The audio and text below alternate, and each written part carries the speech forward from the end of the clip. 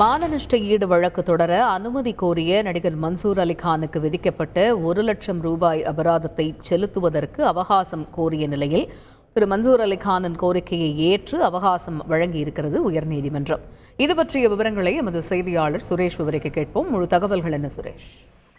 வணக்கம். நடிகை த்ரிஷா குறித்து சர்ச்சை கருத்துக்கள் தெரிவித்ததாக நடிகர் மன்சூர் அலிகானுக்கு எதிராக திரைப்பிரபலங்கள் கடும் எதிர்ப்பை தெரிவித்திருந்தார்கள். இந்த நிலையில் தான் பேசிய முழு வீடியோவையும் பார்க்காமல் தனது நற்பெயருக்கு களங்கம் கற்பித்ததாக குற்றம் சாட்டி நடிகை த்ரிஷா, நடிகை குஷ்பு மற்றும் நடிகர் சிரஞ்சீவி ஆகியோருக்கு எதிராக தலா 1 கோடி ரூபாய் மான நஷ்ட ஈடு கேட்டு நடிகர் மன்சூர் அலிகான் சென்னை உயர்நீதிமன்றத்தில் மனு தாக்கல் செய்திருந்தார். இந்த மனுவை விசாரித்த உயர்நீதிமன்றம் நீதிமன்ற நேரத்தை வீணடிக்கக்கூடிய நோக்கிலும் விளம்பர நோக்கத்திற்காகவும் இந்த வழக்கானது தாக்கல் செய்யப்பட்டுள்ளதாக கூறி நடிகர் மன்சூர் அலிகானுக்கு 1 லட்சம் ரூபாய் அபராதம் விதித்து அந்த வழக்கை தள்ளுபடி செய்து உத்தரவிட்டிருந்தது. அத்துடன் அந்த அபராத தொகையை 2 வாரங்களில் சென்னை அடையாறு புற்றுநோய் மருத்துவமனைக்கு செலுத்த வேண்டும் என்றும் அது குறித்து நீதிமன்றத்திற்கு அறிக்கை அளிக்க வேண்டும் என்றும் நீதிமன்றம் உத்தரவிட்டிருந்தது.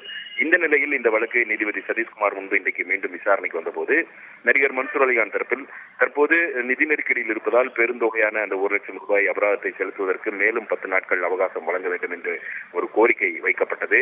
இதை கேட்ட நீதிபதி ஒருவரை பற்றி கருத்து தெரிவிக்கும் முன் அதனால் ஏற்படக்கூடிய தாக்கத்தை உணர்ந்து செயல்பட வேண்டும் என்று தெரிவித்து இந்த அபராத தொகையை செலுத்துவதற்கு 10 நாட்கள் அவகாசம் வழங்கி உத்தரவிட்டதுடன் இந்த மனுவின் விசாரணையை பிப்ரவரி 5ஆம் தேதிக்கு தள்ளி வைத்திருக்கிறார்.